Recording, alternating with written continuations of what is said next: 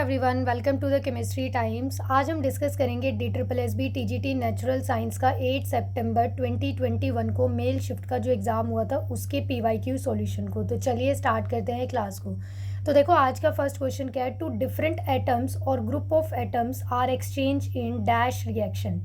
यहाँ पर देखो इस क्वेश्चन में क्या पूछा है आपसे कि जब कोई रिएक्शन होती है तो उसमें जब दो एटम्स यानी कि दो डिफरेंट एटम्स होते हैं या फिर ग्रुप ऑफ एटम्स होते हैं या फिर आप बोल सकते हो आयंस जो होते हैं वो एक्सचेंज हो जाते हैं, तो ऐसी रिएक्शन को आप क्या बोलते हो? कोरोजन कहते हैं, रेंसिडिटी कहते हैं, डबल डिस्प्लेसमेंट या फिर सिंगल डिस्प्लेसमेंट। तो देखो डबल डिस्प्लेसमेंट से जो दूसरी शिफ्ट में एग्जाम हुए थे वहाँ पे भी क्वेश्चन आए हुए हैं। तो एक टॉपिक से इस तरह से डिफरेंट शिफ्ट में एग्जाम आते हैं सिमिलर टॉपिक से, बट क्वेश्चन के टाइप चेंज हो सकते हैं।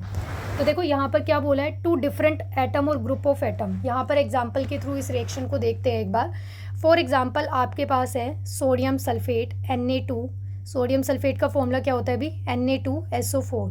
ये सोडियम है, ये सल्फेट, प्लस ये रिएक्शन करता है किसके साथ भाई? बेरियम क्लोराइड के साथ। सोडियम सल्फेट की जब रिएक्शन आप करते हो किसके साथ? बेरियम क्लोराइड के साथ। ये दूसरा एक सॉल्ट है, ठीक है, ये बेरियम है, ये क्लोराइड। तो बेरियम क्लोराइड के साथ जब आप रिएक्शन कराते हो यहाँ पर तो देखो जो प्रोडक्ट फॉर्म होता है वो क्या बनता है भाई? यहाँ पर प्रोडक्ट फॉर्मेशन जो होती है वो होती है NaCl, सोडियम क्लोराइड प्लस में, और क्या बन जाता है यहाँ पर भाई? Barium sulphate. अब देखो इस रिएक्शन में जब आप ध्यान से देखोगे तो एक सॉल्ट ये है, एक सॉल्ट ये है। सॉल्ट की फॉर्मेशन कैसे होती है?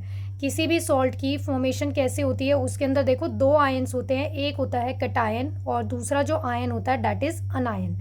कटायन क्या होता है? जो मेटल वाला पार्ट रहता है जिसके ऊपर पॉजिटिव चार्ज होता है, और अनायन क्या होता है? जो नॉन मेटल का पार्ट होता है और उसके ऊपर कैसा चार्ज होता है? नेगेटिव चार्ज होता है। तो यहाँ पर देखो इस सॉल्ट में सोडियम कटायन है और अनायन क्या है? सल्फेट है।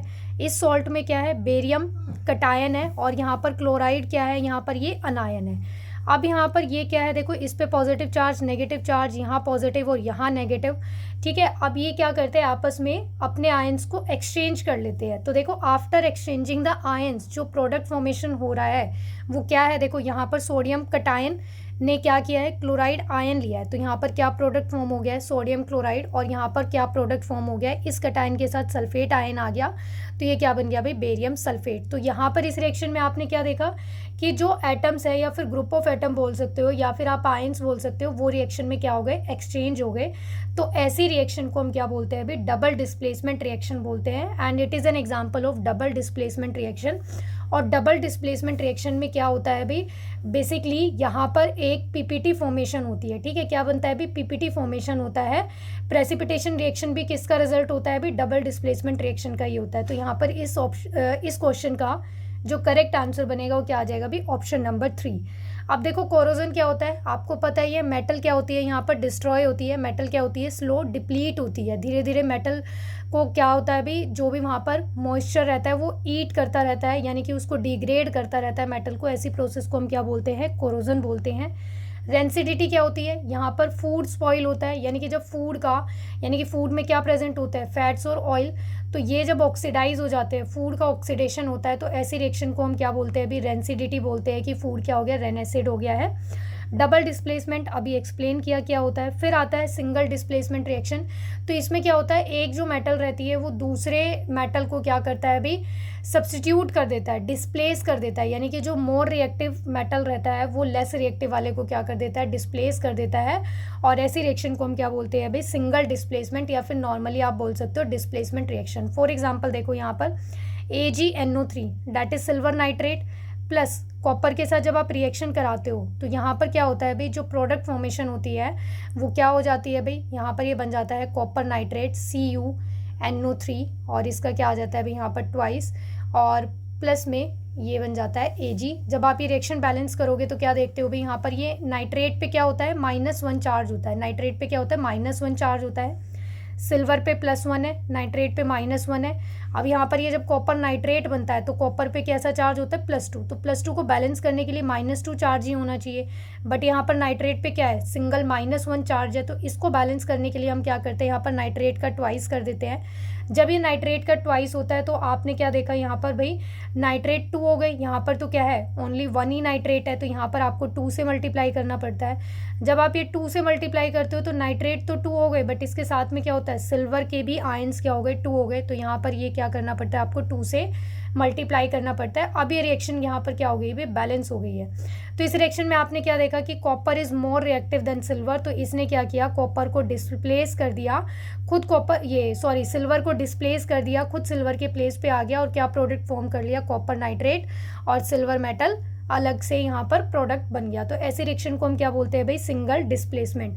यहाँ पर भी ये रिएक्शन चेक करना आपकी, ये रिएक्शन बैलेंस है या फिर अनबैलेंस रिएक्शन है, आप इसमें खुद चेक करके देखना। Next question, an isotope of dash is use as fuel in nuclear reactors. देखो यहाँ पर क्या बोला है, आपको एक ऐसा आइसोटोप आइडेंटिफाई करना है जो न्यूक्लियर रिएक्टर्स में एज ए फ्यूल यूज होता है। आपको ऑप्शंस क्या क्या दिए हुए हैं, देखो यूरेनियम, सेकेंड ऑप्शन है hydrogen, third option is iodine and fourth option is cobalt. तो यहाँ पर देखो जो न्यूक्लियर रिएक्टर की तरह यूज़ होता है, न्यूक्लियर रिएक्टर में जो यूज़ होता है एज अ फ्यूल, वो किसका आइसोटोप होता है भाई, यूरेनियम का होता है। और कौन सा आइसोटोप होता है ये भी आपको पता होना चाहिए। तो यूरेनियम का कौन सा आइसोटोप होता है भाई, यूरेनियम 235। अब देखो जो आयोडीन होता है, इस आयोडीन का भी एक आइसोटोप होता है, कौन सा भी, I-131। ये आइसोटोप भी यूज़ होता है किसकी तरह भी, आयोडीन 131 यूज़ होता है टू ट्रीट द कैंसर। ये किसके कहाँ पे यूज़ होता है भाई, in the treatment of cancer, treat in cancer.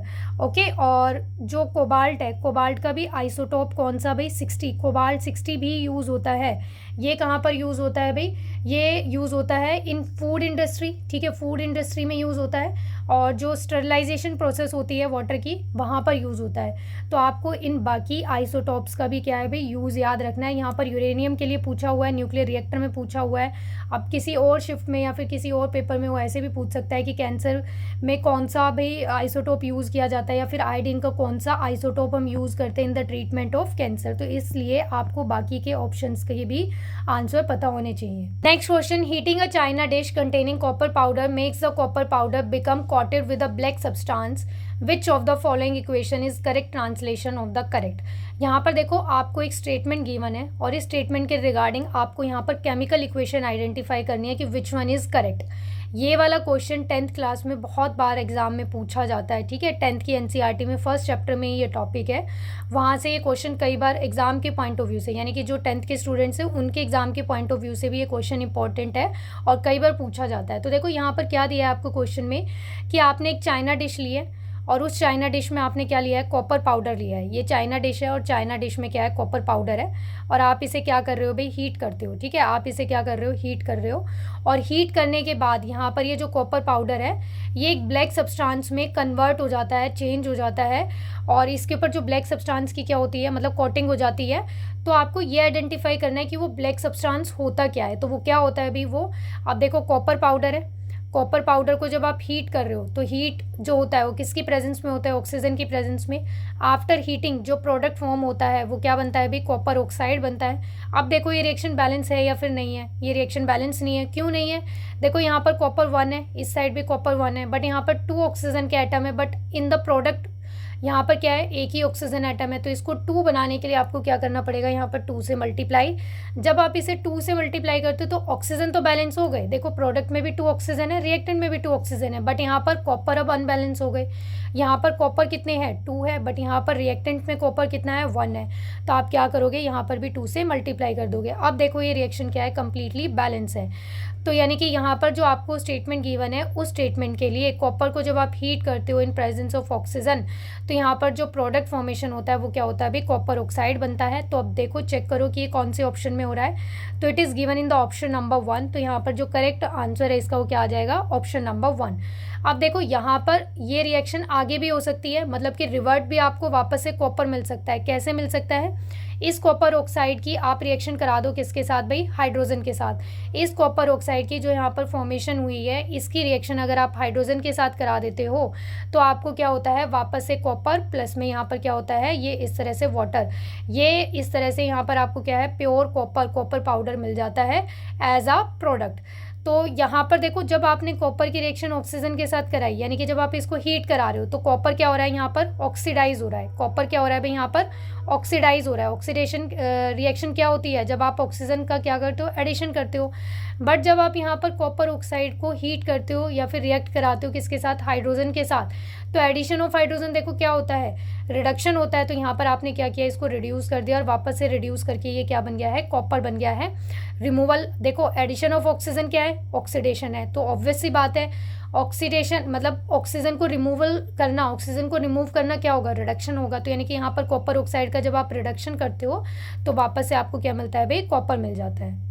Next question, non metallic oxides are dash in nature. देखो ये क्वेश्चन भी बहुत बार पूछा जाता है कि मेटल के ऑक्साइड्स का नेचर कैसा है, नॉन मेटल के ऑक्साइड्स का नेचर कैसा है, या फिर आपको कोई ऑप्शन दे देता है मेटल और नॉन मेटल के ऑक्साइड दे दिए और फिर उसका नेचर पूछ लेता है। तो सिंपली आपको बस छोटी सी बात याद रखनी है, अगर कोई भी मेटल होता है और उसके मेटल के ऑक्साइड्स या फिर हाइड्रोक्साइड्स बनते हैं, they are always in basic in nature. वो कैसे नेचर के होते हैं, बेसिक इन नेचर होते हैं। और अगर कोई भी नॉन मेटल होता है, उसके ऑक्साइड्स या फिर हाइड्रोक्साइड की बात की जाती है, तो they are always in acidic in nature. तो सिर्फ बस आपको ये वाला पॉइंट ध्यान रखना है और इसी के बेसिस पे देखो आराम से क्वेश्चन हो जाएगा। तो देखो क्या पूछा है, नॉन मेटालिक के ऑक्साइड्स।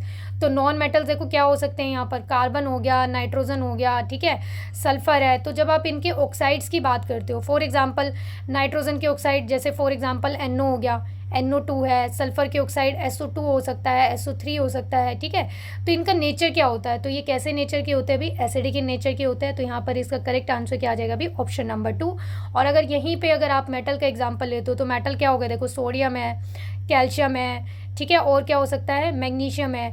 अगर आप इनके ऑक्साइड्स की या फिर हाइड्रोक्साइड की बात करते हो तो ये कैसे नेचर के होंगे भाई, basic in nature. Next question, which of the following is true. यहाँ पर देखो आपको 2 स्टेटमेंट गिवन है, ये भी NCERT से ही लिया हुआ क्वेश्चन है और बहुत बार एग्जाम में पूछा जाता है।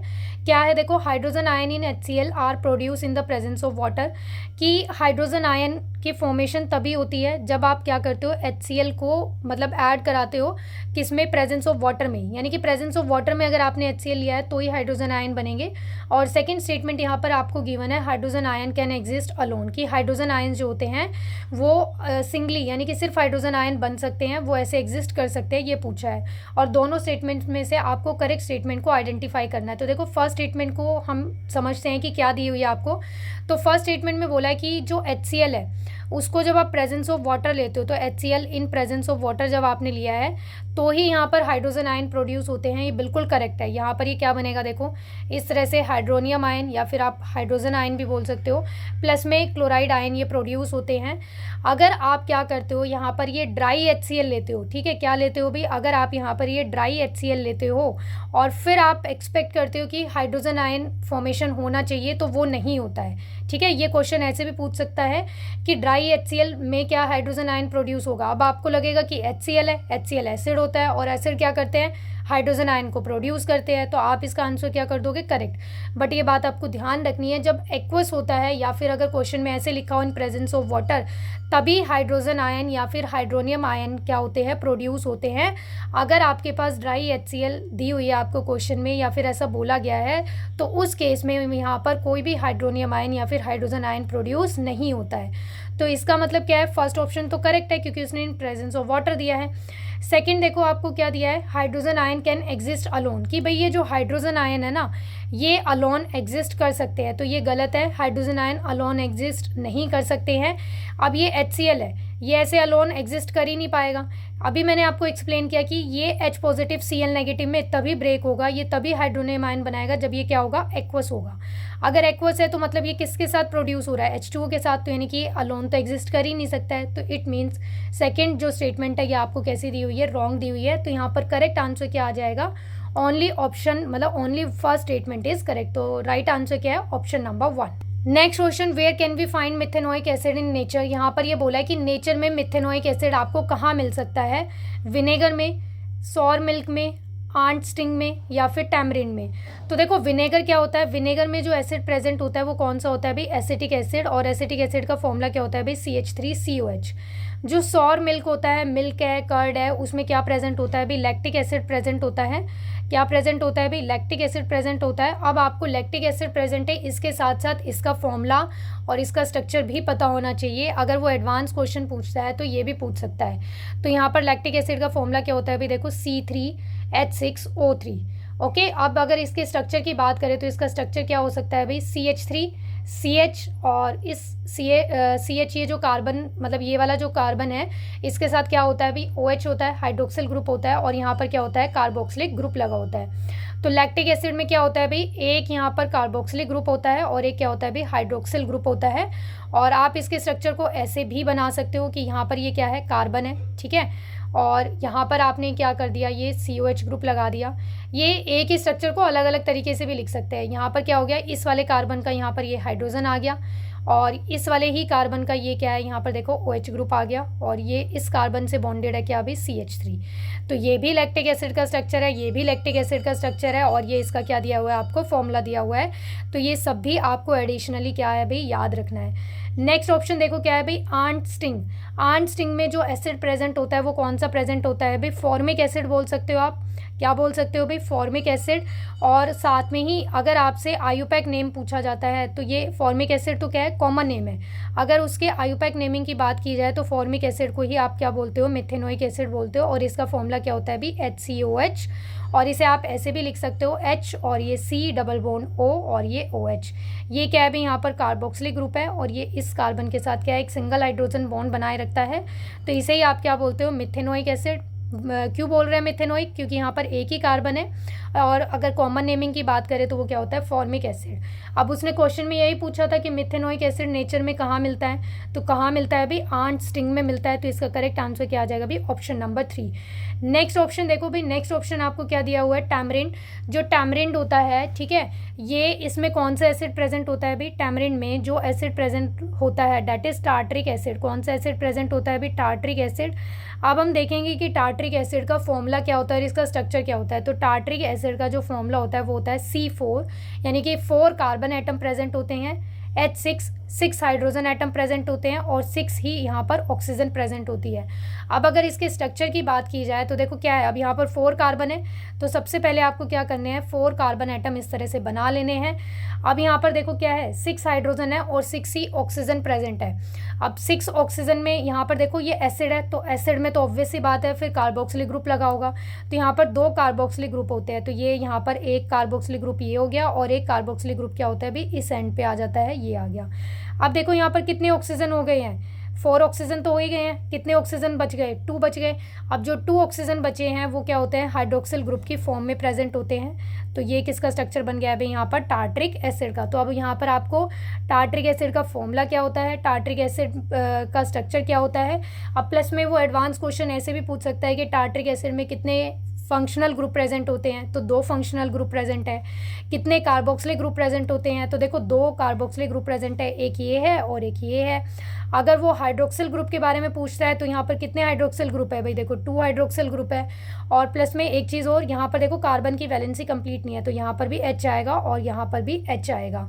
तो ये क्या बन गया है भाई, यहाँ पर टार्ट्रिक एसिड का स्ट्रक्चर। नेक्स्ट क्वेश्चन देखते हैं, which among the following is a poor conductor of heat. यहाँ पर देखो आप इस क्वेश्चन को मेटल नॉन मेटल से बोल सकते हो, और ऐसा क्वेश्चन भी जरूर पूछा जाता है, यानी कि पुअर कंडक्टर क्या है, या फिर गुड कंडक्टर, या फिर कौन सी मेटल लिक्विड रहती है, कौन सी नॉन मेटल लिक्विड रहती है। इस तरह के एक्सेप्शन वाले केसेस जरूर पूछे जाते हैं। तो देखो यहाँ पर पुअर कंडक्टर पूछा है हीट का, और आपको ऑप्शंस क्या क्या दिए हुए हैं, देखो कॉपर, सिल्वर और एल्यूमिनियम।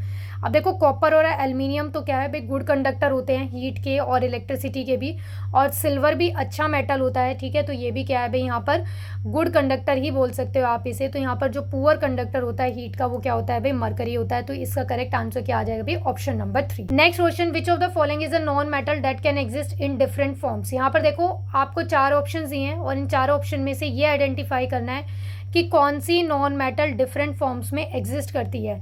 तो देखो ये प्रॉपर्टी होती है एलिमेंट्स की कि वो डिफरेंट फॉर्म में एग्जिस्ट कर सकते हैं। तो ऐसे एलिमेंट्स जो ऐसी प्रॉपर्टीज़ को रखते हैं, डिफरेंट फॉर्म्स में एग्जिस्ट कर सकते हैं, उन्हें आप क्या बोलते हो भी, एलोट्रॉप्स बोलते हो। क्या बोलते हो भी, एलोट्रॉप्स बोलते हो। आप यहाँ पर देखो उसने नॉन मेटल बोला है, तो इस क्वेश्चन में से देखो आप कैसे ऑप्शंस को एलिमिनेट कर सकते हो। अगर उसने नॉन मेटल बोला है, तो अगर आपको आंसर नहीं भी पता है तो देखो यहाँ पर आपको ऑप्शन में लिथियम दिया है, गैलियम दिया है, ये दोनों तो क्या होती है भाई, मेटल्स होती है, तो यानी कि ये दोनों तो क्या है भी आंसर होंगे नहीं। अब बचा के यहाँ पर देखो आयोडीन बचा है, कार्बन बचा है। अब इन दोनों में से अगर हम बात करें तो कार्बन की हम डिफरेंट फॉर्म्स पढ़ते हैं, कार्बन के डिफरेंट एलोट्रॉपिक फॉर्म्स को पढ़ते हो, कौन कौन सी होती है अभी, डायमंड है जो इसकी सबसे पॉपुलर जो फॉर्म होती है जो हम पढ़ते हैं वो कौन कौन सी होती है भाई, डायमंड है, ग्रेफाइट है, और एक आप क्या पढ़ते हो भाई, फुलरीन्स पढ़ते हो। ये आपको क्लास 10th में भी कार्बन एंड कार्बन के कंपाउंड जो चैप्टर है उसमें भी बताया गया है। तो यहाँ पर इसका करेक्ट आंसर क्या आ जाएगा भाई, ऑप्शन नंबर 2। कार्बन क्या है, नॉन मेटल भी है और कार्बन ही डिफरेंट फॉर्म में एग्जिस्ट करता है, और इसकी जो डिफरेंट फॉर्म्स है वो कौन कौन सी है, डायमंड, ग्रेफाइट और fullerene. Next question, which of the following is correct. यहाँ पर देखो आपको करेक्ट स्टेटमेंट आइडेंटिफाई करनी है, और ये क्वेश्चन आप मेटल नॉन मेटल से भी बोल सकते हो, एसिड बेस से भी बोल सकते हो, और ये जस्ट अभी हमने पीछे डिस्कस भी किया था इसके बारे में। तो देखो आपको क्या दिया हुआ है, most non metal produce basic oxides, कि ज़्यादातर नॉन मेटल क्या करती है अभी, बेसिक ऑक्साइड प्रोड्यूस करती है, तो ये गलत है। नॉन मेटल जो होती है वो कैसे नेचर को शो करती है भी, एसिडिक, वो कैसे ऑक्साइड्स बनाती है, एसिडिक। और सेकंड स्टेटमेंट आपको दिया हुआ है कि most metal produce acidic oxide, की ज़्यादातर मेटल्स क्या करती है भी, एसिडिक ऑक्साइड्स बनाती है, तो ये भी आपको गलत दिया हुआ है। मेटल्स कैसे नेचर को शो करती है भी, बेसिक प्रॉपर्टीज़ को शो करती हैं। तो यहाँ पर देखो कोई सा भी स्टेटमेंट करेक्ट नहीं है, ना ही फर्स्ट और ना ही सेकेंड, तो इसका करेक्ट आंसर क्या आ जाएगा, option number 3, neither 1 not 2। Next question, choose the correct option. यहाँ पर देखो आपको करेक्ट ऑप्शन बताने हैं, और ये जो मेल्टिंग पॉइंट और बॉइलिंग पॉइंट का क्वेश्चन है इसी से रिलेटेड क्वेश्चन बाकी शिफ्ट में भी आया हुआ है, आपसे एसिटिक एसिड का मेल्टिंग पॉइंट या फिर बॉइलिंग पॉइंट का क्वेश्चन बाकी फीमेल शिफ्ट में पूछा हुआ है, ठीक है। वहाँ पर वो आई थिंक डिग्री सेल्सियस में पूछा हुआ था, यहाँ पर ये आपको ऑप्शन ऐसे स्टेटमेंट में दे दिए और बाकी कंपाउंड्स भी दे दिए हैं। इसलिए मैंने आपको बोला था कि अगर कोई भी ऑप्शन आपको दिया होता है या फिर कोई भी कंपाउंड के बारे में अगर मेल्टिंग पॉइंट पूछा है तो आपको उसका बॉइलिंग पॉइंट पता होना चाहिए। अगर आपसे क्वेश्चन में प्रीवियस ईयर क्वेश्चन में जब आप देखते हो अगर वहाँ पर डिग्री सेल्सियस में पूछा हुआ है तो आपको केल्विन में भी याद रखना पड़ेगा, क्योंकि वो इन फ्यूचर या फिर जो डिफरेंट शिफ्ट के एग्जाम होते हैं उनमें वो इस तरह के क्वेश्चन पूछ सकता है। तो देखो फर्स्ट स्टेटमेंट जो आपको गिवन है वो क्या दी हुई है कि acetic acid has the boiling point of 391 kelvin. तो बिल्कुल करेक्ट दिया हुआ है आपको कि जो एसिटिक एसिड है उसका बॉइलिंग पॉइंट कितना होता है भाई, 391 केल्विन होता है। ये केल्विन में अगर यहीं पे हम बात करें किसकी भाई, इसकी सेल्सियस में बात करें तो ये आई थिंक 117 या फिर 118 डिग्री सेल्सियस कुछ होता है, ठीक है। और ये केल्विन में आपको दिया हुआ है। सेकंड ऑप्शन देखो आपको क्या दिया हुआ है कि जो क्लोरोफॉर्म है CHCl3 has the melting point of 290 kelvin, की जो क्लोरोफॉर्म है उसका मेल्टिंग पॉइंट क्या दिया हुआ है आपको, 290 केल्विन दिया हुआ है। देखो अगर यहाँ पर आपको ये ऑप्शन में ये डिफरेंट कंपाउंड्स दिए हुए हैं तो ऐसे हो सकता है कि इस बार जो एग्जाम हो उस एग्जाम में वो इन तीनों कंपाउंड में से कोई क्वेश्चन पूछ ले, ठीक है, क्योंकि एसिटिक एसिड का उसने बाकी शिफ्ट में पूछा हुआ है। तो इसी तरह से क्वेश्चन बनते हैं। तो देखो यहाँ पर क्लोरोफॉर्म का मेल्टिंग पॉइंट दिया हुआ है 290 केल्विन, विच इज़ इनकरेक्ट, ये आपको रॉन्ग दिया हुआ है। जो क्लोरोफॉर्म है इसका जो मेल्टिंग पॉइंट बनता है वो 209 केल्विन होता है, ठीक है, 209 केल्विन होता है। और इसका आप सेल्सियस में भी लर्न कर लेना क्या होता है। फिर ऐसे देखो अल्कोहल ये कौन सा दिया हुआ है अभी, इथाइल अल्कोहल दिया हुआ है, इथेनॉल बोल सकते हो आप। इसका बॉइलिंग पॉइंट आपको 391 केल्विन गिवन है, तो इसका जो बॉइलिंग पॉइंट होता है वो 391 केल्विन नहीं होता, कितना होता है भाई, ये अराउंड होता है 351 होता है कुछ, ठीक है, 351 या फिर 352 केल्विन कुछ मिलेगा, चेक कर लेना। फिर नेक्स्ट ऑप्शन आपको दिया हुआ है मिथेन के, मिथेन का मेल्टिंग पॉइंट 290 केल्विन होता है। तो मिथेन का जो मेल्टिंग पॉइंट होता है ये भी आपको रॉन्ग दिया हुआ है, ये अराउंड 91 या फिर 92 केल्विन कुछ होता है, ठीक है, 91.5 होता है आई थिंक। तो ये इतने केल्विन होता है। अब देखो यहाँ पर आपको वो केल्विन में पूछ रहा है तो ये आपको डिग्री सेल्सियस में भी याद रखने हैं, और प्लस में अगर किसी का मेल्टिंग पॉइंट पूछा है तो आपको उसका बॉइलिंग पॉइंट भी लर्न करना पड़ेगा, ठीक है। ये फैक्ट बेस्ड क्वेश्चन है, ये आपको डायरेक्ट याद ही रखने पड़ेंगे। Next question, in order to attain an octet each nitrogen atom in a molecule of nitrogen contribute dash electron giving rise to dash shared pair of electron.